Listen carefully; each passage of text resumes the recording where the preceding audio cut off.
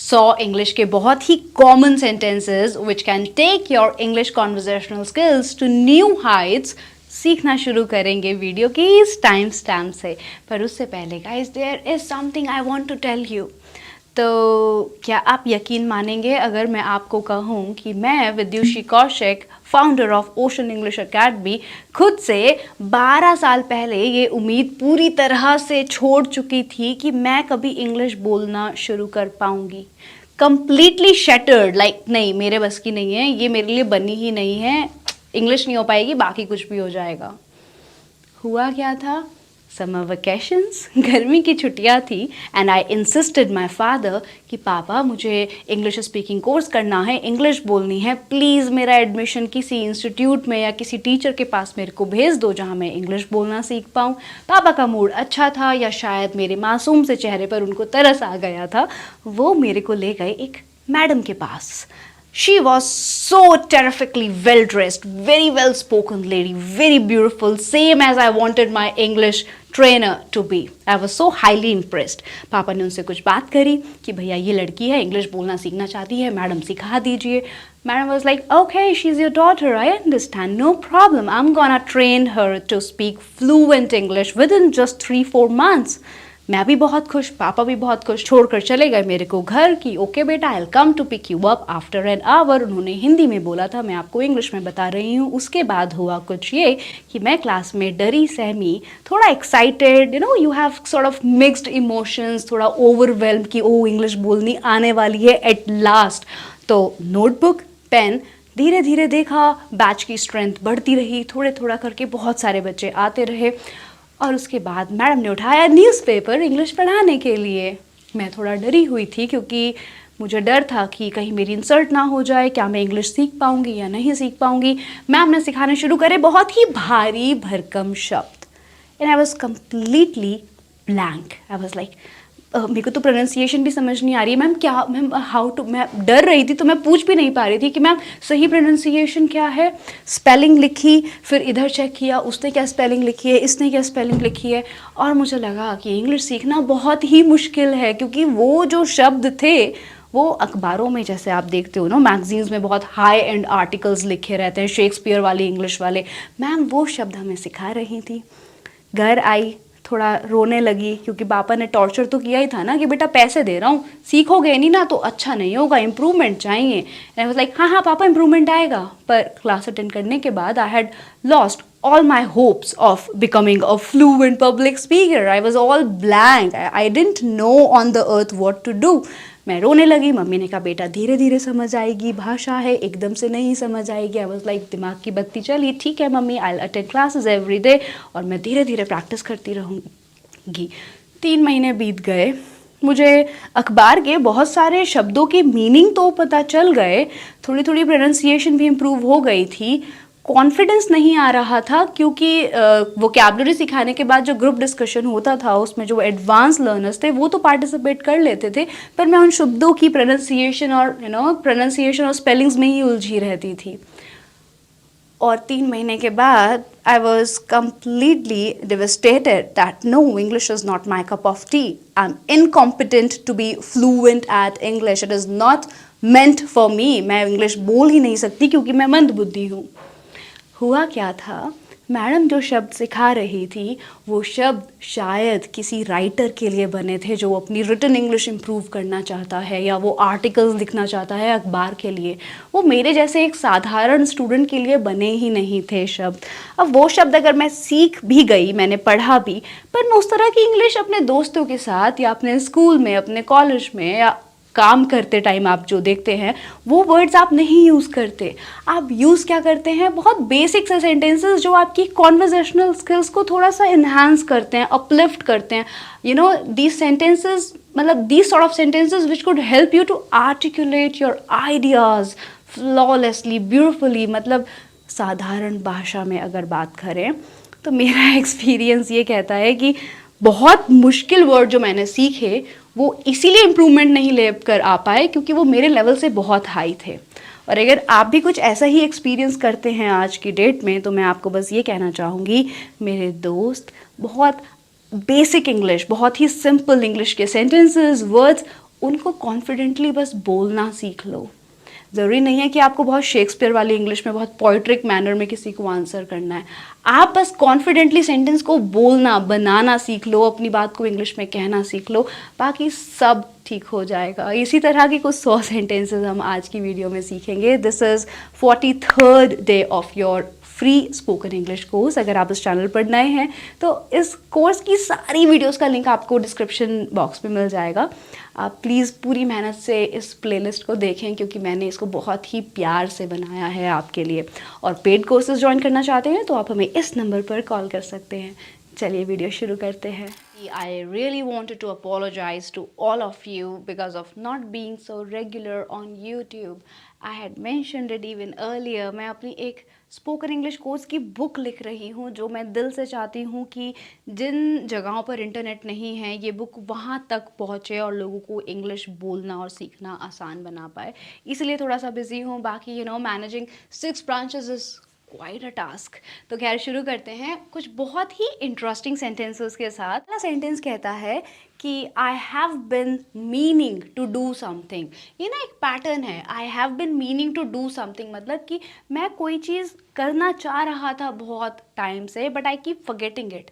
जैसे मैं खुद आपसे मिलना चाह रहा था, मैं खुद आपको कॉल करना चाह रहा था, मैं खुद आपसे पूछना चाह रहा था बहुत समय से, पर मैं भूलता जाता था।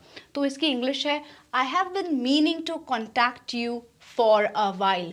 कौन सा टेंस है हमने पढ़ा है ना इस वीडियो में अपने स्पोकन इंग्लिश कोर्स की। कोई काम पास्ट में शुरू हुआ, अभी तक चल रहा है, present perfect continuous tense. I have been meaning, मैं चाह रहा था, टू कॉन्टैक्ट यू, आपसे बात करना या मिलना, फॉर अ लॉन्ग टाइम, बहुत लंबे समय से। एक बार आंखें बंद करें और इस सेंटेंस को बोलने की कोशिश करें। जैसे आप पेरेंट्स टीचर मीटिंग में गए और टीचर आपका कह रहा है अरे आप आते नहीं हो पेरेंट्स टीचर मीटिंग में, तो आपने कहा sir even I have been meaning to contact you for a long time. कोशिश करें बोलने की, आप बोल सकते हैं I have been meaning to contact you for a long time. दूसरा सेंटेंस कैसा है और दिल्ली कैसा लगा, ऐसे हम हिंदी में बोलते हैं, इंग्लिश में बोलेंगे how are you liking Delhi और how did you like Delhi. दोनों ही सही हैं। How are you liking Delhi मतलब दिल्ली कैसा लग रहा है, अच्छा लग रहा है, मज़ा आ रहा है यहाँ पर। तो अगर कोई बंदा दूसरी सिटी में या दूसरी कंट्री में गया है या उसने नई जॉब ज्वाइन करी है किसी नई सिटी में, तो आप उनसे पूछ सकते हैं how are you liking Delhi, कैसा लग रहा है दिल्ली, आपको ये नौकरी कैसी लग रही है। How are you liking this job, present continuous tense. How are you liking something, कोई भी चीज़ आपको कैसी लग रही है। अब आप ट्रांसलेट करें मुझे दिल्ली अच्छा लग रहा है। देखते हैं आप कर सकते हैं, मुझे पता है। You better be quite. अच्छा अब देखो ना, इंग्लिश सीखने का सबसे बड़ा मेरा इवन स्ट्रगल ये था कि जो हम हिंदी में ट्रांसलेट करते हैं ना, तो मीनिंग सेट नहीं बैठता है। उसका सबसे बड़ा रीज़न है कि इंग्लिश में बहुत सारे एक्सप्रेशंस हैं, बहुत सारे पैटर्न्स हैं। अब यू बेटर बी क्वाइट का मतलब ये नहीं है कि यू बेटर तुम बहुत अच्छे हो अगर चुप हो जाओ। इसका एग्जैक्ट मतलब है कि अच्छा होगा कि तुम चुप हो जाओ। You better be quite. You better study now, अगर आप अपने बच्चों को कहना चाहते हो कि अच्छा होगा कि तुम जाकर अब पढ़ाई करो। You better study now. तुम अच्छा होगा कि डॉक्टर को दिखाओ। प्लीज़ ट्रांसलेट दिस सेंटेंस और अपने आंसर्स लिखें कमेंट सेक्शन में। Third sentence, no, fourth sentence, that's so nice of you to say so. So का मतलब होता है ऐसा। अगर आपको कोई कॉम्प्लीमेंट देता है, जैसे कोई मेरे को आकर बोलता है कि यू आर पता नहीं कुछ तारीफ़ करते हैं ना, तो मैं उनको बोलती हूँ कि आपने ऐसा कहा उसके लिए मुझे बहुत अच्छा लगा, ये आप बहुत अच्छे हो कि आप मेरी तारीफ़ कर रहे हो।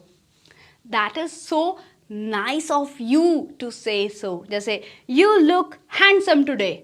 That's so nice of you to say that. Thank you. That's so nice of you to say so. So का मतलब है ऐसा, कि आपने ऐसा कहा ये बहुत अच्छा है। That's so nice of you to watch this video and subscribe to this channel. नहीं करा है तो कर लेना। Fifth sentence बोलता है What you said sounds a bit cheesy though. It sounds a bit cheesy though. cheesy means sometimes people try to butter you, they overpraise you just to flatter you कि भैया ये बंदे को ना मक्खन लगाना है, तो वो कुछ ऐसी ऐसी बातें करते हैं जो ऊपर जाती है, लगता है मतलब पता चल जाता है कि यार ज़्यादा हो रहा है। तो आप कह सकते हो जो आप कह रहे हो ना, इट साउंड्स, ये आवाज़ करता है कैसी, इट साउंड्स मतलब कैसा, सुनने में कैसा लगता है, इट साउंड्स थोड़ा सा चीज़ी हो गया है, ज़्यादा हो गया है, it sounds a bit cheesy. दो के ऊपर भी हमने वीडियो बनाई है, आपने देखी होगी, आई एम श्योर।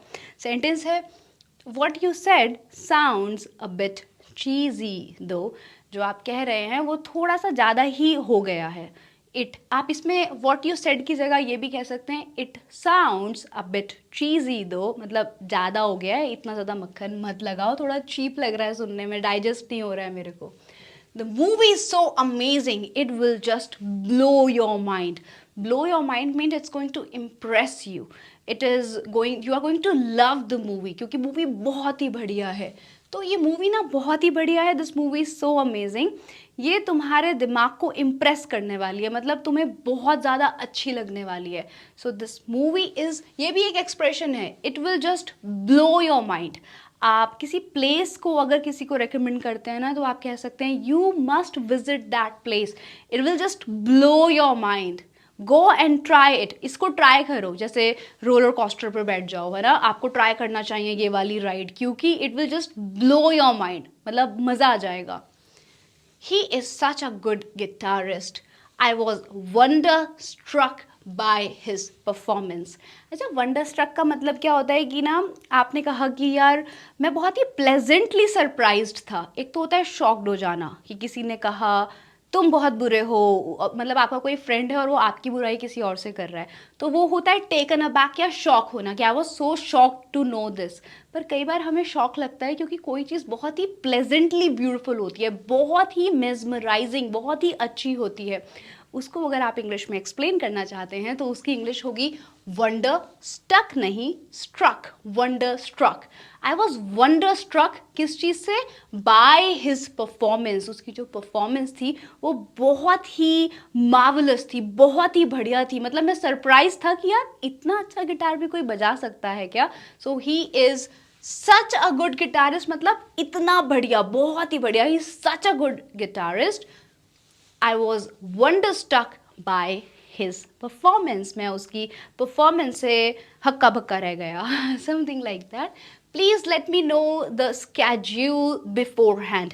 यहाँ पे हमने जो शब्द सीखा है वो है beforehand.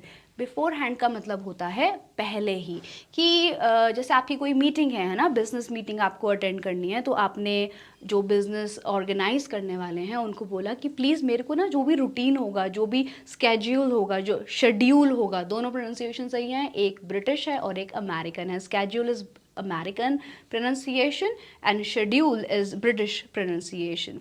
तो आपने कहा कि ठीक है, शेड्यूल बनाने से पहले मुझे इन्फॉर्म कर देना, प्लीज़ लेट मी नो, मुझे बता देना, द स्केड्यूल बिफोर हैंड, पहले ही। बहुत ही प्यारा वर्ड है, आप इसको यूज़ करने की कोशिश करें कि आपको मुझे पहले बताना चाहिए था।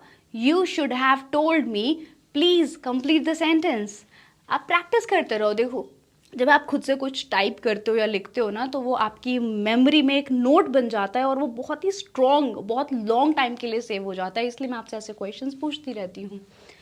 माय बैड, माय बैड, मैंने आपको कहा कि नहीं नहीं नहीं, शूज़ यहाँ नहीं उतारने हैं, शूज़ यहाँ उतारने हैं, या फिर नहीं नहीं ये वॉशरूम नहीं है, वॉशरूम यहाँ पर है। या फिर मैंने किसी को हाय बोला, हाय राम, और Ram turn back and he said excuse me, and I was like oh my bad, I mistook you for someone else. I mistook you for someone else मतलब मुझे लगा कि कोई और है, मतलब मैंने आपको गलत समझ लिया, इसीलिए हाय बोल दिया। बड़ी एम्बेरसिंग सी सिचुएशन है। तो यहाँ पर आई एम सॉरी ना बोलकर हमने कहा है माय बैड, अरे मेरी गलती है।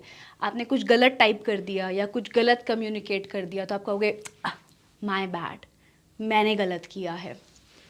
Saint by mistake. अच्छा, इस वीडियो में ना जो सेंटेंसेस का लेवल है वो बेसिक, इंटरमीडिएट, लाइक एलिमेंट्री, जितना भी अलग अलग लेवल होता है ना, एडवांस, सारा मिक्स करके बनाया हुआ है ताकि हर लर्नर कुछ ना कुछ नया सीख कर जाए। Saint by mistake, second form of sand use हुई है, सेंड होती है फर्स्ट फॉर्म, सेंट है सेकेंड फॉर्म। तो अगर आपने कभी किसी को कोई गलत मैसेज भेज दिया, कोई गलत फोटोग्राफ भेज दी, तो आप लिख सकते हो my bad, sent by mistake, या आप सिंपल कहें sent by mistake. Okay, next slide. Do you want some tea, coffee. अच्छा देखो, आपने ये पढ़ा होगा ना, would you like to have some tea और कॉफ़ी। पर अगर आपका दोस्त आएगा ना, आप कभी भी इतना फॉर्मली एक्ट नहीं करोगे, आप ये नहीं कहोगे would you like to have some tea और कॉफ़ी, आप उससे सिंपल पूछोगे चाय पीनी है, कॉफ़ी पीनी है, कुछ पीनी है तो बता दो। तो ये जो कैजुअल टोन है, इसके लिए आप सिंपल कहो do you want some coffee और tea, do you want something to eat, कुछ खाने को चाहिए क्या, do you want something to eat. तो इंग्लिश का भी ना स्टाइल होता है, आप बहुत ही फॉर्मल इंग्लिश दोस्तों के साथ बोलोगे तो भी अजीब लगेगा, बहुत ही कैजुअल इंग्लिश वर्क प्लेस पर बोलोगे तो अजीब लगेगा। तो आप जब सेंटेंस पढ़ें तो उनका नेचर समझें कि ये किस कॉन्टेक्स्ट में, किस सिचुएशन में, किस तरह के सेटिंग में, किस तरह की सेटिंग में ये सेंटेंस यूज़ होंगे।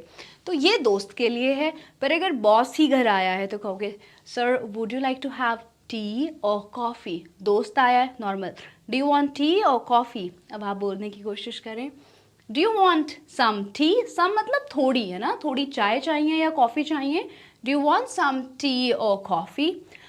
ये आया नया शब्द 12वें सेंटेंस पर, if God forbid anything goes wrong we will be in a big trouble. God forbid का मतलब होता है भगवान ना करे, गॉड फॉरबिड उसको पता चल गया तो हम क्या करेंगे। ट्रांसलेट करने की कोशिश करो, वीडियो को पॉज कर दो, ठीक है, खुद से सोचो, अगर उसको पता चल गया भगवान ना करे तो हम क्या करेंगे। पॉज कर दो, मेरा रुकना थोड़ा सा मुश्किल है, मैं फटाफट पढ़ाती हूँ।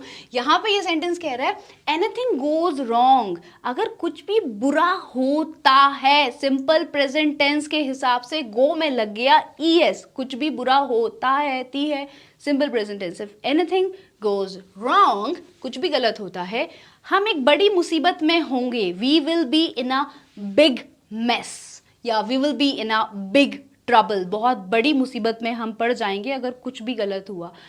सिचुएशन, आप किसी कंप्यूटर पे काम कर रहे हो किसी और के, और आपने कोई सॉफ्टवेयर इंस्टॉल कर रहे हो, कंप्यूटर कह रहा है मत करो, इसमें वायरस हो सकता है, पर आप कर रहे हो, तो आपके फ्रेंड ने कहा God forbid if anything goes wrong we will be in a big mess.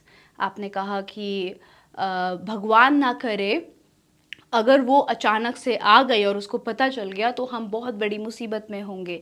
कोशिश करें ट्रांसलेट करने की। ये सेंटेंस बड़ा इजी है। अच्छा होता है ना, आप कभी बोलते हो अरे मैं अपना फ़ोन घर पर भूल आया, मैं अपना अम्ब्रेला कैब में भूल आया, मैं अपनी नोटबुक क्लास में भूल आया। तो आप आई फॉरगॉट माई नोटबुक भी कह सकते हो, पर अप्रोप्रिएट क्या लगता है आई लेफ्ट, मैं छोड़ आया, है ना, गलती से आप वहाँ पर छोड़ आए, I left my umbrella in the cab. इसी तरह का एक और सेंटेंस मुझे याद आया, जैसे मैंने अपनी चाबियाँ गुमा दी हैं, तो गुमा देने के लिए आप कहेंगे I have misplaced my keys.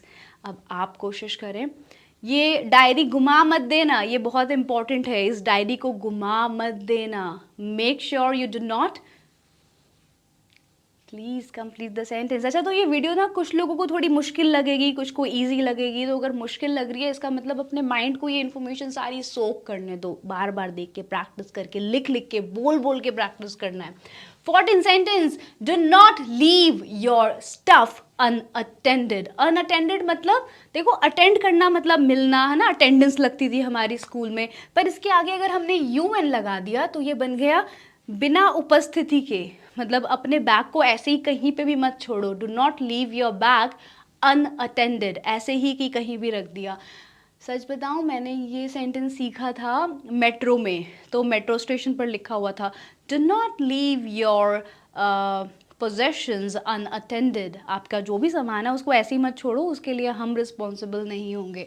तो आइडिया ये कहता है कि ना, आपको अगर इंग्लिश सीखनी है ना और आपके अंदर वो पैशन है ना, तो कहीं पे कुछ भी होर्डिंग पे, बोर्डिंग पे, किसी कागज पे, किसी ब्रोशर पे जो भी लिखा है, सोक इन एवरीथिंग, सब कुछ सीखना है। सो सेंटेंस कह रहा है do not leave your stuff unattended. एक बार आप कोशिश करें बोलने की, गुस्से में बोलो do not leave your stuff unattended like this. प्यार से बोलो please do not leave your stuff unattended. हर तरह के इमोशन के साथ प्रैक्टिस करने का। 15th sentence, you should not have lent him any money. तुम्हें उसे पैसे देने ही नहीं चाहिए थे। तो गाइज आप चाहते हो मैं मॉडल वर्ब्स पर आपके लिए वीडियो बनाऊं? अगर हाँ तो प्लीज़ कमेंट सेक्शन में लिखकर बताओ कि yes we want videos on modal verbs, और मैं आपके लिए बना दूंगी बहुत जल्दी। देखो शुड के साथ ना हैव आएगा। यहाँ पे हुआ क्या है कि सेंटेंस ना पास्ट में चला गया है कि तुम्हें उसे पैसे, कोई पैसा देना ही नहीं चाहिए था, पर आपने पैसा दे दिया है, काम ऑलरेडी हो चुका है। इस सिचुएशन में आप शुड के बाद हैव और वर्ब की third form lend, lent, lent, third form use करेंगे। हैव और थर्ड फॉर्म ये बता रही है कि ये लॉस्ट अपॉर्चुनिटी है, ये पास्ट टाइम की बात है कि यार तेरे को ना उसको पैसा देना ही नहीं चाहिए था, तेरी गलती है। You should not have lent him any money, it is your fault. अब आप ट्रांसलेट करें, तुझे उससे पैसा उधार लेना ही नहीं चाहिए था। उधार लेने की इंग्लिश होती है बोरो। वीडियो पॉज, सेंटेंस की ट्रांसलेशन, तुम्हें उससे पैसा उधार लेना ही नहीं चाहिए था। याद रहे शुड के बाद आप हैव लगाएंगे और वर्ब की लगाएंगे third form, I lost you. तो इसको आप तब बोलते हैं जब कोई कोई बोरिंग सी बात बता रहा होता है या बहुत डिफ़िकल्ट बात बता रहा होता है, आपको समझ नहीं आती, बीच में आपका दिमाग कहीं और चला जाता है, ध्यान कहीं और होता है, फिर आप 2-3 सेकंड के बाद सोचते हो यार इसने क्या बोला। तो आप उन्हें जब बताना चाहते हो ना कि सॉरी मैंने खो दिया आपको, मतलब बातचीत करते समय जो आप बोल रहे थे वो मेरे ऊपर से जाने लगा, तो sorry I lost you, could you please say it again, could you please repeat what you said, जो आपने कहा कि आप उसको फिर से रिपीट कर सकते हैं। Could you please say it again, could you please repeat what you said, sorry I lost you. Even meetings में भी क्या होता है ना, कई बार कोई बंदा कोई चीज़ एक्सप्लेन कर रहा होता है पर थोड़ा सा एम्बिग्यूअस होता है, थोड़ा अनक्लियर होता है अपने आइडियाज़ के लिए, तो वो कभी इस बात पर बात करता है, कभी इस बात पर बात करता है। तो आप उन्हें कह सकते हो कि नहीं नहीं मैं समझ नहीं पाया, मैंने बीच में आपको मिस कर दिया कि आपने ये क्या बात बोल दी। तब आप उन्हें इंग्लिश में कहेंगे sorry I lost you. Could you please say it again? Could you please elaborate a bit more on it? क्या आप इसके ऊपर थोड़ा सा और elaborate कर सकते हो? Could you please elaborate a bit on it? तो guys मुझे लग रहा है ऐसा कि sentences का level हो गया है थोड़ा ज़्यादा एडवांस, और मैं चाहती हूँ कि आप पहले इन sentences को मास्टर करें। अगर आप इस वीडियो को अच्छे से देख के सीख जाते हैं और बताते हैं कि आपको इम्प्रूवमेंट फील हो रहा है, मैं 24 आवर्स के अंदर इसका सेकंड पार्ट अपलोड कर दूंगी जिसमें मैं आपको पढ़ाऊंगी 85 इसी तरह के कुछ बहुत ही इंटरेस्टिंग इंग्लिश सेंटेंसेस जो आपकी स्पोकन इंग्लिश को इम्प्रूव करेंगे और आपके ग्रामर के बहुत सारे छोटे छोटे डाउट्स क्लियर करेंगे। इसका स्क्रीनशॉट ले लो और ये पढ़ लो, पर मैं यहीं से वीडियो शुरू करूँगी नेक्स्ट वाली, और इसे अपलोड कर दूंगी विद इन 24 आवर्स अगर आपको ये वीडियो पसंद आती है।